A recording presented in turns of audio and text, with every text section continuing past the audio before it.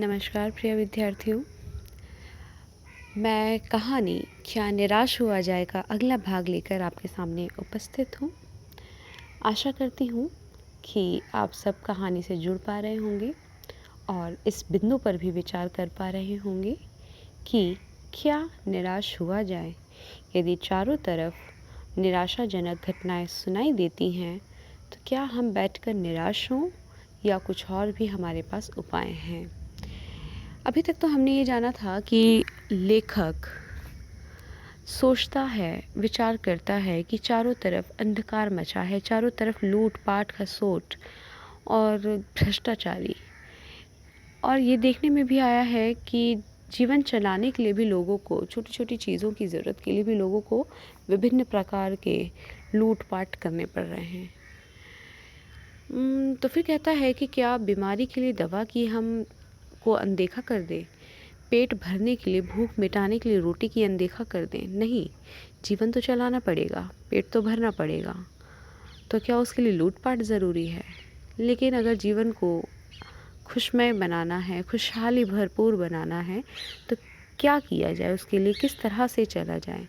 आइए उसी कहानी का हम अगला वीडियो, इससे पहले मैंने आपको एक वीडियो बनाकर दे दिया है, ये दूसरा वीडियो है आपके लिए। आज हम दूसरे वीडियो के माध्यम से कहानी को आगे बढ़ा रहे हैं।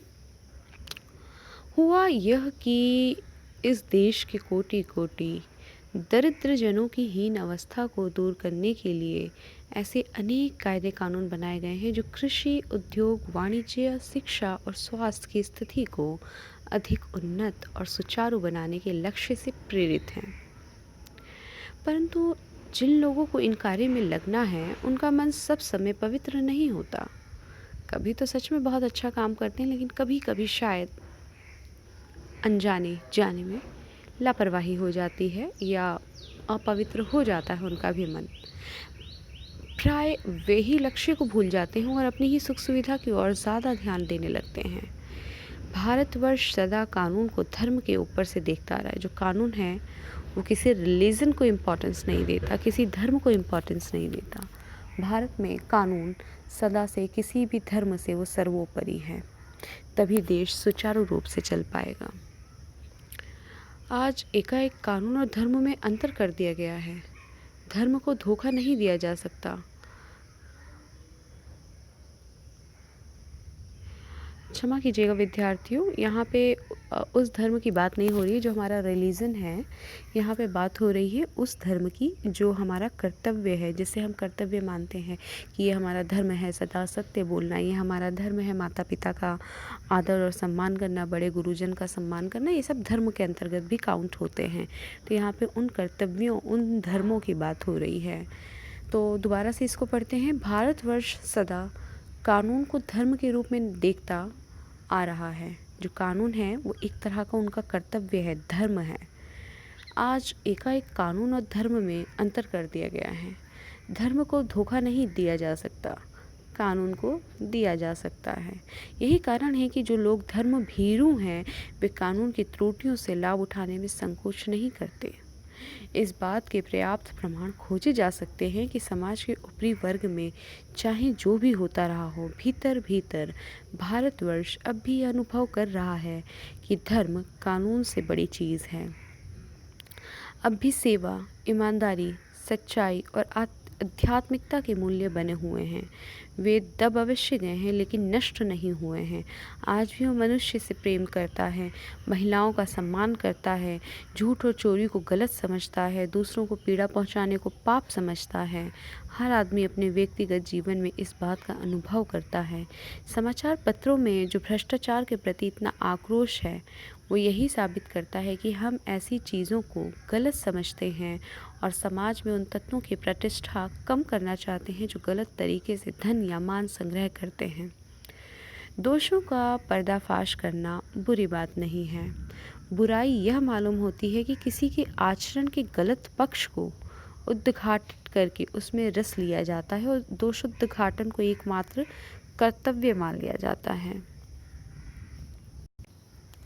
और भी बुरी बात है, सैकड़ों घटनाएं ऐसी घटती हैं जिन्हें उजागर करने से लोकचित्त में अच्छाई के प्रति अच्छी भावना जगती है। तो विद्यार्थियों, लेखक यहाँ ये बताना चाहते हैं कि हम सिर्फ़ और सिर्फ़ दोषोद्घाटन ना करें, यानी दोषों को ही ना दिखाएं। समाज में बुराइयां भी हैं तो अच्छाइयां भी हैं। तो हम देखते हैं जब अखबार के पन्ने खोलते हैं तो हर पन्ने पर समाचार पत्र का मतलब ही मान लिया गया है कि विभिन्न तरह की घटनाएं घट रही होंगी और ज़्यादातर बुरी घटनाएं, इसकी हत्या हो गई, वहाँ पे चोरी हुई, यहाँ पे रेप हुआ, वहाँ पे ये हुआ, आज दुर्घटना हो गई, आज इसका एक्सीडेंट हो गया। विभिन्न तरह की घटनाओं को ही एकत्रित करके समाचार पत्र को संग्रहित किया जाता है। तो क्या हाँ, मानते हैं उसमें कुछ पन्नों पर कुछ किसी बड़ी बड़ी उपलब्धियों के बारे में दिखाया जाता है, तो एक आध किसी अच्छे कामों को। लेकिन लेखक यहाँ ये बताना चाहते हैं जिस कदर से बुराइयाँ हैं उसी कदर से अच्छाइयाँ भी साथ साथ चल रही हैं। तो क्या निराशाजनक खबरों को महत्ता देना ज़रूरी है और उन्हीं के ढेर सारे पन्ने छापना ज़रूरी है, या हम कुछ अच्छी घटनाओं को भी साथ के साथ दिखाएं और समाज में एक अच्छाई का प्रसार प्रचार करें बजाय दोषों के प्रचार प्रसार का। आप सोच के देखें, यदि हम किसी व्यक्ति के बार बार दोष को दिखाएंगे, यदि हम किसी व्यक्ति के बार बार उसके गलत व्यवहार को ही ऑब्ज़र्व करेंगे, तो उसका जो अच्छा व्यवहार है वो हमारे आँखों से अनदेखा रह जाएगा। हम उसकी अच्छाई कभी नहीं देख पाएंगे। लेकिन यदि किसी व्यक्ति में एक भी अच्छाई है और उसकी उस एक ही अच्छाई की आप बार बार तारीफ़ करें कि कुछ हो ना हो ये व्यक्ति इस मामले में बहुत अच्छा है, तो वो व्यक्ति हमारे दिल को भी अच्छा लगने लगता है और चार समाज लोगों में अच्छाई का प्रचार प्रसार होता है।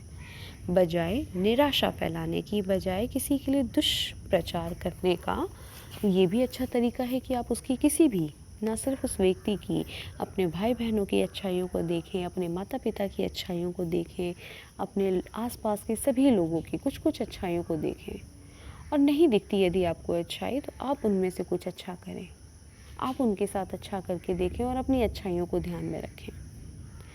तो जब भी हम कोशिश करेंगे कि अच्छाइयों का प्रचार प्रसार हो, तो इससे निराशाजनक स्थितियाँ कम बनेंगी हमारे आसपास। क्योंकि हम देखते हैं हमारे आसपास ज़्यादातर हम निराशाजनक खबरों से ही घिरे पड़े हैं। ये इतना बुरा है, वो ऐसा है, वो तो कभी सुनता ही नहीं, ये तो कभी मेरी हेल्प करता ही नहीं, उसने तो हमेशा झूठ बोला है, उससे तो कभी कोई बात पूछी जाए तो उसने कभी सच बताई ही नहीं है, उसे तो बात करना ही बेकार है क्योंकि वो सुनता ही नहीं है। समाचार के पन्ने खोलो तो यहाँ पर इस धर्म का ये बनाया जा रहा है, उस धर्म का वो हो रहा है, यहाँ पे मारकाट मच गई, यहाँ पे लोगों ने हिंदू मुसलमान कह के लड़ना शुरू कर दिया, मुस्लिमों ने मारपीट मचाई तो हिंदुओं ने मारपीट मचाई, यहाँ पे इसकी हत्या हो गई, तो यहाँ पे एक्सीडेंट हो गया, यहाँ पे लोगों ने इस तरह का घोटाला किया है, उस तरह का घोटाला किया है। तो कई तरह की निराशाजनक खबरों से घिरे घिरे हमारे मन के भीतर भी एक काला अंधेरा जमा हो जाता है। तो लेखक चाहता है कि हम इस काले अंधेरे से बचें और अपने आसपास शुभ समाचार जो है, एक दूसरे की अच्छाइयों के समाचार हैं, वो भी फैलाएं। आज की कक्षा के लिए इतना ही विद्यार्थियों। अगले वीडियो में आगे की कहानी को विस्तारपूर्वक समझेंगे। धन्यवाद।